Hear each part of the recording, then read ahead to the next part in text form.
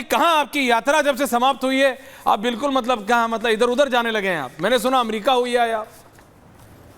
स्वामी जी, यहाँ क्या हो रहा है? आप अमेरिका की यात्रा पे निकले हुए। हैदराबाद में था और सब गड़बड़ हो रहा है यहाँ।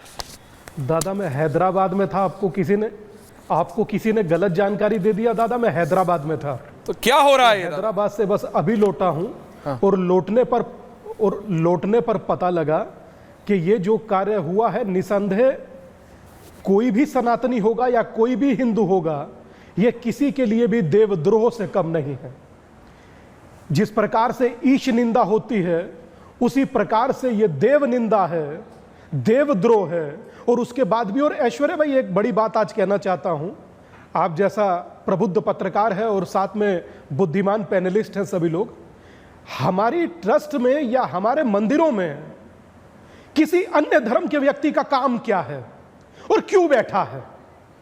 क्या लेना देना है उसका सनातन से, और क्या पता है उसे सनातन के बारे में? क्यों बैठ जाता है और बैठ करके क्यों नाश करने पर तुला है सनातन का? मैं बड़ी जिम्मेदारी से कह रहा हूं, अजय भाई बैठे हैं, कि सरकारी चंगुल से भारत के मंदिरों को मुक्त करना चाहिए। मैं अपने मंदिर में चढ़ावा चढ़ाता हूं यह सोचकर कि सनातन के कल्याण के लिए या राष्ट्र के कल्याण के लिए वो उपयोग में लाया जाएगा। वो लाया कहां जाता है?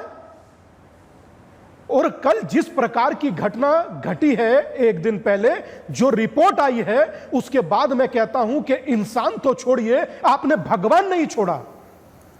आपने भगवान नहीं छोड़ा, वो देवता जिसका सुबह का पहला दर्शन होता है विश्वरूप, जो विश्वरूप के कल्याण की भावना के साथ प्रातःकाल भक्तों को दर्शन देते हैं। लड्डू का जिक्र किया, कम से कम 50 फोन सुन चुका हूं जो कहते हैं कि बोले हमने तो एक पंजाबी में शब्द कहकर बोले कि मैं ते मतलब किन्ने दिन तो खा रही है कुड़िए तू मैनू की खिलाता। सोचिए, मतलब ये कोई दीन ईमान बचा है? कोई व्यक्ति हो XYZ, सजा ऐसा होना चाहिए कि नजीर बने, पांव कांपे सनातन के विरुद्ध बोलने में और हिंदू के विरुद्ध बोलने में। क्या मजाक बना रखा है? कोई खड़ा होता है विरोध में बोल देता है, कोई खड़ा होता है अपमान कर देता है, और आज हद हो गई कि तिरुपति भी नहीं छोड़े।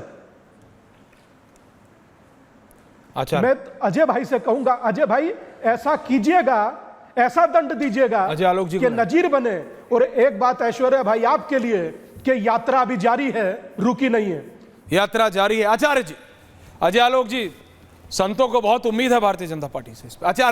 आचार्य, बड़ी विचित्र स्थिति है। कल मैं इस आपके साथ डिबेट पे था ही साहब, और घी की बात चल रही थी। मैंने अभी और फैक्ट फाइंडिंग समझने का प्रयास किया। 320 रुपए किलो वहां घी सरकारी रेट में पहुंच रहा है। पहले 400 कुछ रुपए था, और उसके बाद फर्दर 320 रुपए में। आप सोच लीजिए क्या आ रहा होगा।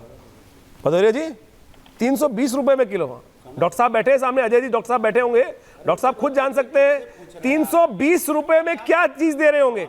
और मैं अभी रिपोर्ट पढ़ रहा था साहब, ये रिपोर्ट के अंदर परमिसिबल लिमिट की बात की गई है, यानी देसी घी जब आप वर्ड यूज करते हैं, मैं कह रहा हूं ये पूरा जो सिस्टम है इसको चेंज करने की जरूरत है। आज उम्मीद है कि ऐसी सरकार है जो कार्य कर सकती है, और मैं उस बात पे नहीं जाऊंगा जो हुआ, लेकिन उसको ठीक करने के लिए भगवान ने एक दिशा दी है। मैं कहूंगा भगवान ने सब कुछ अपने ऊपर लिया।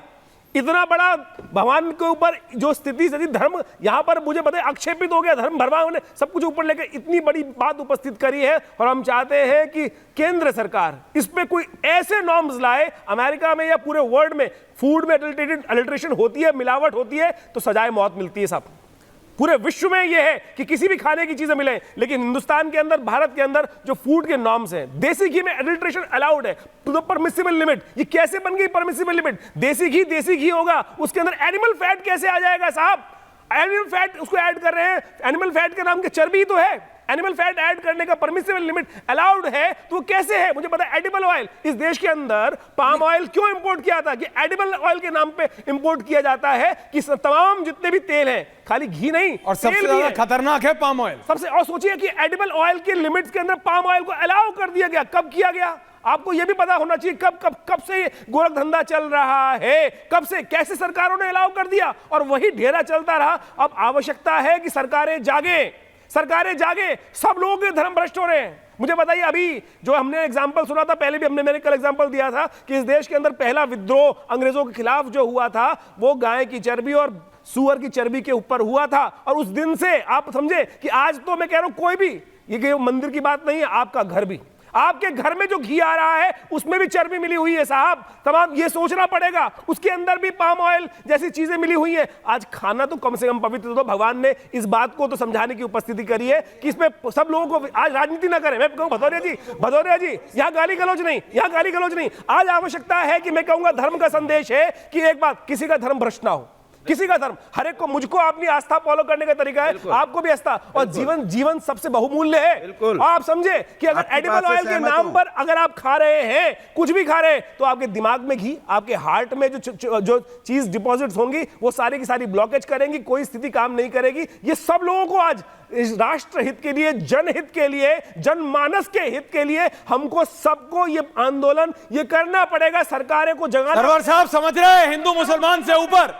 ये मुझे बताइए, ये हमारे यहाँ जो एंटी बीजेपी या एंटी कांग्रेस नहीं है, बनाई गई थी, एंटी सपा या एंटी बेसपा नहीं है। आधा सेकंड और दीजिएगा, मैं ये बात कहूंगा कि हमारे धर्म में ये जो बात की कि गाय की चर्बी, गाय का मांस नहीं खाना चाहिए। क्यों? क्योंकि उससे नुकसान होता है। आज साइंटिफिक थ्योरीज अवेलेबल है कि गाय का मांस खाओगे, चर्बी खाओगे तो हार्ट में डिपॉजिट होगा। सुअर को जो पूरे विश्व में अगर खाओगे, चर्बी के रूप में खाओगे, तो पूरे हार्ट में जो सैचुरेटेड फैट, अनसैचुरेटेड फैट की डेफिनेशन है उसको समझ लो। हृदय के लिए कौन सी चीज ठीक है, कौन सी ठीक है, पर इसमें तो दोनों का था। बहुत सोचिए। और भगवान के प्रसाद में सरवर साहब, ये क्या हो रहा है? ये राजनीतिक दलों पे दबाव बनाना पड़ेगा।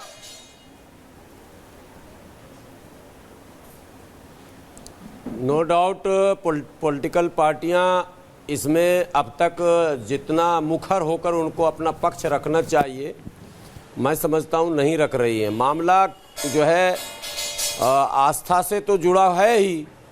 घी का उपयोग हवन में, अपने प्रियजनों के अंतिम संस्कार में और कई धार्मिक अनुष्ठानों में सदैव घी का उपयोग होता है, और घी के साथ ही खिलवाड़ हो रहा है, ये तो एक पहलू है।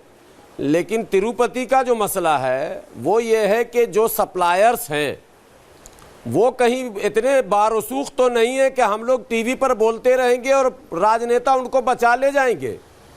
मसला ये है कि जब तक कार्रवाई होगी नहीं तो नज़ीर बनेगा कैसे। और यहाँ कार्रवाई पे ही संदेह हो जाता है कि ये जो सप्लायर होते हैं बड़े बड़े, ये बारसूख होते हैं और इनके पीछे राजनेताओं का हाथ होता है, इनके सर पर कमीशन का मामला होता है। यहाँ कमीशन का बाजार गर्म है। कल रशीदी साहब ने सड़क की बात की थी। मैं कह रहा हूँ तमाम कंस्ट्रक्शन कंपनियों में सरकार की तरफ से जो भी काम किया जा रहा, फ्लाईओवर गिर जा रहा साहब। अभी बिहार में फ्लाईओवर गिर गया, गुजरात में फ्लाईओवर क्रैक हो गया। तो ये सब एक चीज मसला नहीं है, ये सब रिश्वत से और पॉलिटिक्स से जाके कनेक्टेड है। तो पॉलिटिकल लीडरों को, और विशेषकर जो लोग सत्ता और विपक्ष की भूमिका निभा रहे हैं, उन दोनों की, आप विपक्ष को भी छोड़िए नहीं, कल वो सरकार में आएंगे यही करेंगे, तो वो दोनों देश के सामने आकर कहें कि हम कम से कम शुद्धता को लेकर गंभीर है और मिलावट हम नहीं होने देंगे किसी चीज में।